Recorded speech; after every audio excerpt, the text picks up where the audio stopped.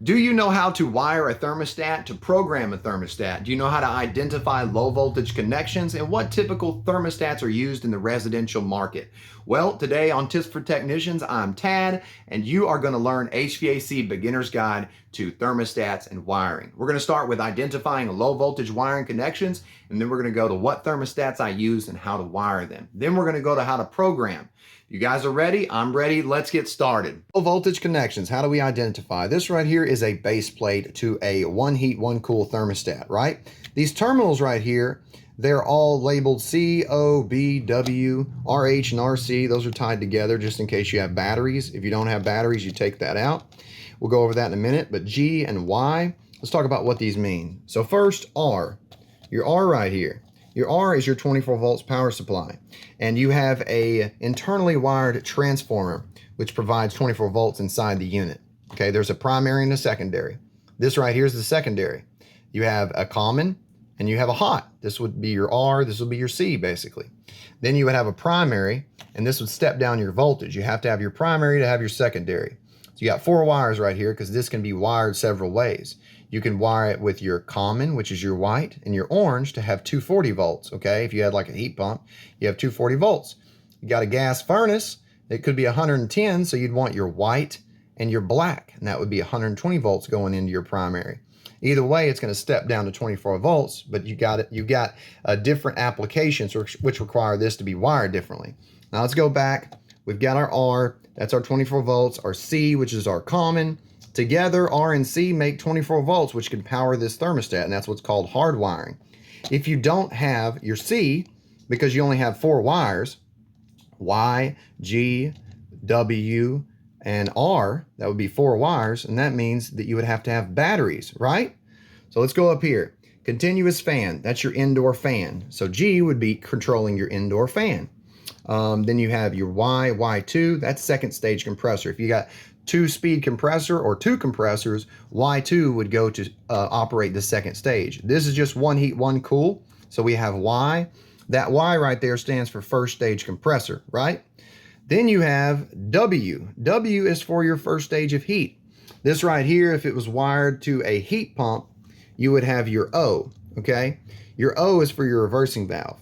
Now, I don't want to confuse you, but I want to go ahead and state that most units energize the O in cooling, okay? There's only a couple brands like Rheem and Rudd that energize with B, and they energize the reversing valve in the heating mode, okay? Most units like American Standard, Trane, Carrier, they energize the O in the cooling operation, okay? They energize it in cooling.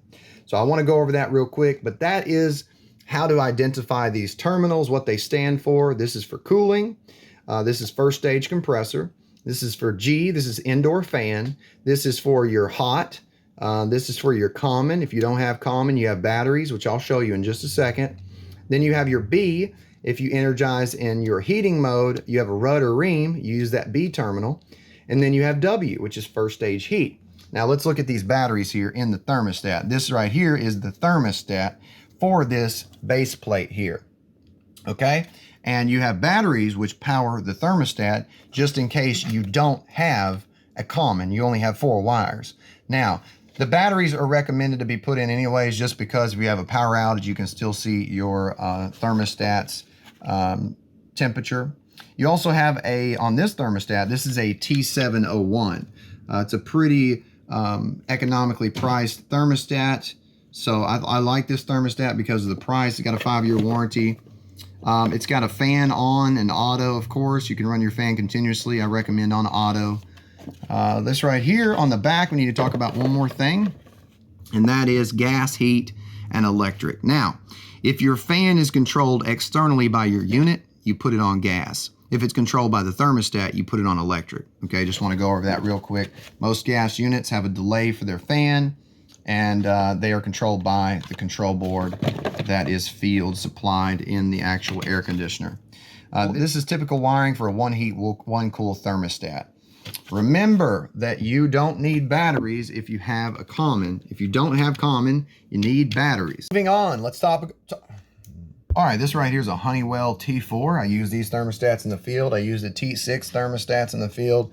Before we talk about programming, let's go over another base plate of this thermostat and talk about typical wiring. Okay, so on this thermostat, these gray colorings here, that means conventional. Okay, so if I had a single heat, single cool gas unit, then the W would be my gas heating. Okay, my R would be my red, C would be common, so this right here would be 24 volts. Your G would be your indoor fan. Your Y would be your first stage compressor. Okay, so that's cooling.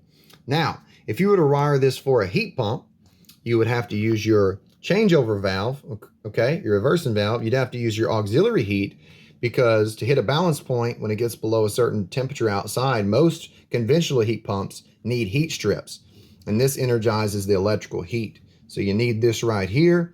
Usually it's auxiliary heat, or W2 right there. And then you got emergency, and that's your emergency heat. If your compressor ever goes down, your heat pump's no longer operating correctly, then you would switch your thermostat over to emergency heat, and it would operate just the heat strips and usually the indoor fan. So then that gives your customer some heating in the meantime till you can get to their house to fix their unit. Now, same thing, common here. It says 24 volt common for 2 transformer systems. Use common wire from cooling transformer. Y2, second stage cooling. Y1, first stage compressor. G fan. Yep, I think we went over this one. Now let's go over to programming. Let's go to programming now. Now, how do you program this thermostat? Okay, that's very easy. I've got batteries in, so it doesn't have to be wired for us to program it. We're going to look at not our user guide, but we're actually going to look at our installation instructions. And I strongly recommend you look at your installation instructions, because if you don't, you're not going to know what you're doing, man, and that's going to be terrible. All right, so it says right here on installer setup that you need to push the plus and center buttons, okay? Plus and center buttons. Let's do it. Here we go. Plus and center buttons. Now we've entered the advanced setup, okay? Advanced setup options. Now we go to number 120. Let's move the thermostat over here so you guys can see it. All right, so 120, we got a few selections to make. Non-programmable, 5.2 programmable, 5.1.1 programmable. Now you ask the customer, hey, do you want it non-programmable or programmable?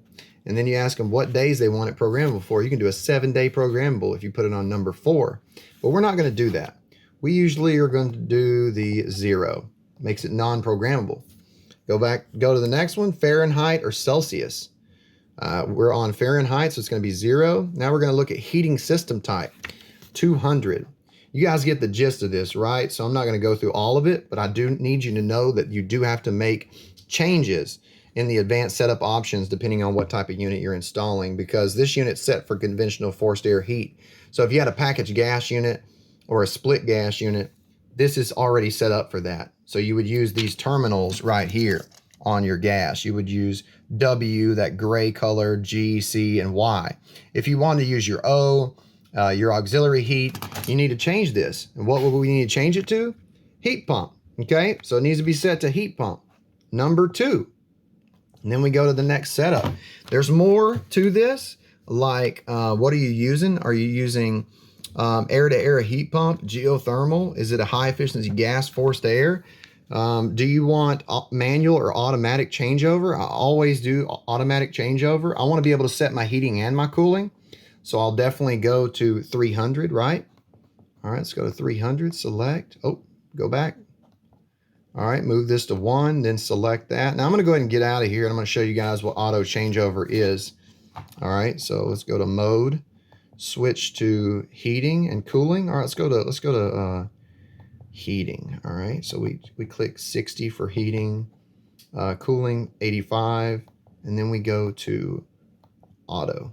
All right, so now both of our temperatures are good to go on heating and cooling. All right, so that's how you program a thermostat. You go into the installation instructions, you go to the advanced setup options. Usually you have a few buttons you have to push to enter this mode. You're in, you choose your settings, whatever your unit is, you choose that setting, and then you're good to go. Go back out of it, set your date, set your time. That's how you program a thermostat. Very easy, very basic. Now let's talk about communicating. Let's talk about communicating. This right here is a communicating thermostat made by American Standard. Pretty nice, pretty big. It's not complicated. Just uses some DC voltage back and forth. So we've got data, red, and common. And that's it. Data, red, and common. You have your data wire, your red wire, and your common wire. So your red and your common will be 24 volts, and then you got your data wire. You have your outdoor thermostat, room sensor. So those are a couple options right there, but this is just a few typical thermostats I use in the field. I use many more thermostats actually, because we've done several brands like Tempstar and York. York has an HX thermostat that's really nice, and they also have York 32s and 21s. All right, let's move on.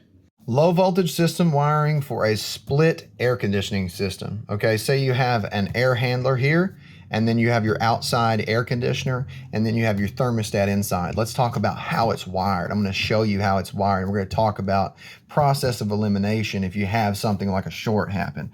So this is your outside air conditioner. All we need is common and Y, okay? So we need two wires going outside, and they're basically going to the contactor, or they're going to some field supplied wires that go through a board or a pressure switches and then to the contactor. But all we need is C and yellow to energize, okay? So C and yellow, okay? So you bring your C to your C inside your air handler. You'll either have a terminal block, you'll have some field supplied wires, and your C goes to your air handler, okay?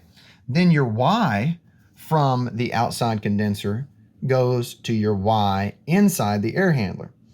And let's go from our air handler now to our thermostat, because all we needed outside was a C and Y. Now, from our thermostat here, we have our connections that we usually have, which is Y, R, G, W, okay? And we don't have our common here because we have our RH and RC tied together. We have batteries in our thermostat, obviously. Otherwise, we have C and R. Okay, now, the Y goes to your air handler to Y, and it connects to the condenser, so that when this right here energizes cooling, it closes the contacts of the thermostat, and then it goes to this terminal through to the condenser, okay? Then we have our R, which goes to our R in our terminal on our air handler, okay, or field supplied wires. G goes to the air handler. It doesn't have to go to the unit outside because, well, this is for our indoor fan. Then we have our W, okay, our first stage of heating, or our full stage of heating.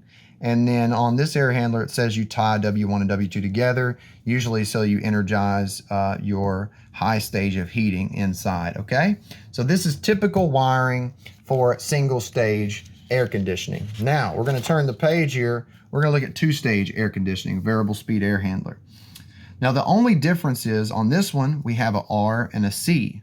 And then we have a Y1 and a Y2, okay? Y2 goes to the air handler at Y2 and then goes to the thermostat on Y2.